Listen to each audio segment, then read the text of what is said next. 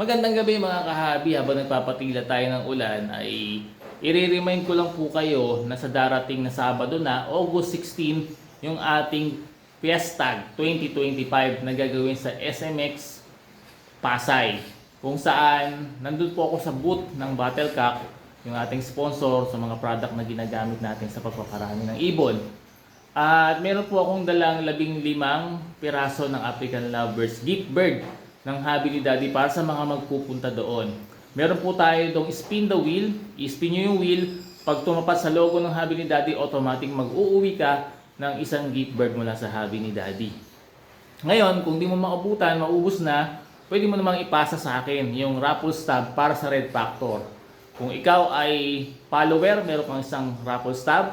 Kung ikaw ay pupunta sa event, 2 raffle stub, so 3 na. Kung tapan ka, isa pang raffle stub. Para 4 na raffle stub.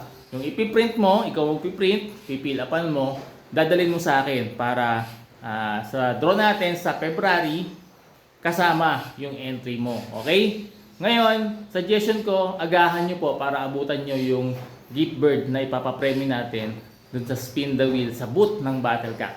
Kita-kita po tayo doon mga kahabi. Maghapon ako doon. Around 9 a.m. to 5 p.m. Nandun po ako. Kita-kits po. Salamat!